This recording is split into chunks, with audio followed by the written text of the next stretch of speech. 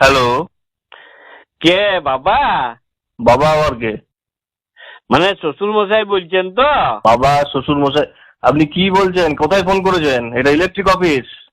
হ, আমি বাপি বলছি। ওই হইলো আর কি, ওই ইলেকট্রিক আর আমার বউ দুজনেই একই জিনিস।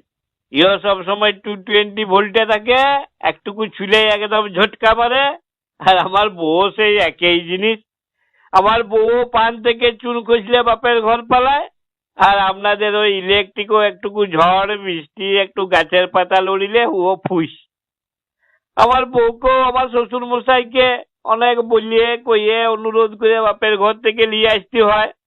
আর কারেন্টের জন্য ওকেও এখানে পাঠানোর জন্য আপনাদিকে ফোন করতে হয়।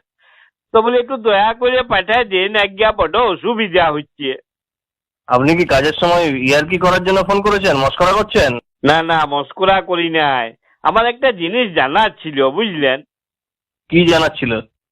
ফোনে আমার ফোনে বুঝলেন সবসময় তো একটা মেসেজ প্রায় ঢুকে আর কি। কি মেসেজ? ওই ইলেকট্রিক পোস্ট থেকে ছিঁড়ে যাওয়া তারে বা মাটিতে পড়ে থাকা তারে হাত দিবেন নাই।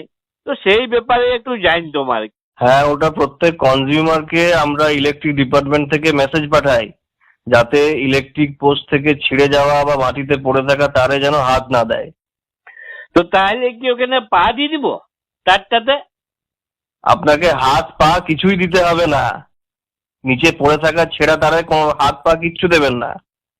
ই বাবারি, তাহলে কি ওই ইলেকট্রিক পোস্টে যে তারগুলো বাঁধা আছে ওই উঁচু খুঁটিতে যে পরে হাত দিতে বলছেন? আরে দূর বাবা, ওরকম কিছুই করতে বারণ করা হচ্ছে। আপনাকে কিছুই করবেন না। আপনাকে নিচে পড়ে থাকা তারে, ইলেকট্রিক পোস্টের ওপরের তারে হাত পা ঘাড় নাক কিছুই দিতে হবে না। দিলে কি হবে যদি দিয়েই দিই? তো দুর্ঘটনা ঘটবে, আপনি ইলেকট্রিক শক খাবেন, মরবেন। কেন ইলেকট্রিক শর্ট কেন খাবো? যদি তারটা ছিঁড়ে গেলে তো দেখি ঘরে কারেন্ট চলে যায়, তাহলে শর্ট কি করে খাবো? আপনার বাড়ির দিকের অংশটাতে হয়তো কারেন্ট থাকে না, কিন্তু ট্রান্সফরমারের দিকের অংশে তো কারেন্ট থাকে। না না, এসব করলো হয়? আপনি সত্যি করে বলুন দেখনি, এই মেসেজটা তাহলে আপনারা কিসের জন্য পাঠান?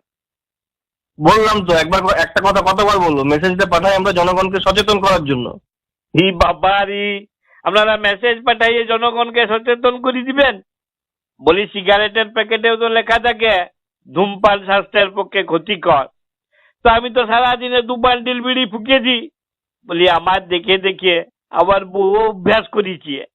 আচ্ছা, একটা সত্যি কথা বলুন দেখনি, এই যে আপনারা মেসেজ গুলো এখানে পাঠান, ওগুলো জনগণকে সচেতন করার জন্যই পাঠান, নাকি আপনাদেরকে কেউ বলে দিয়েছে যে 100 জনকে ফরওয়ার্ড করে দিলে 2 দিনের মধ্যে আপনাদের ভাগ্যটা খুলে যাবে?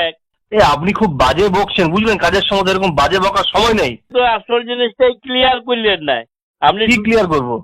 মানে এই মেসেজটার ব্যাপারে তোটাকে হাত দিব নাই পা দিব নাই, তো তাহলে কি ওইটাতে মুচি দিয়ে চলে আসবো?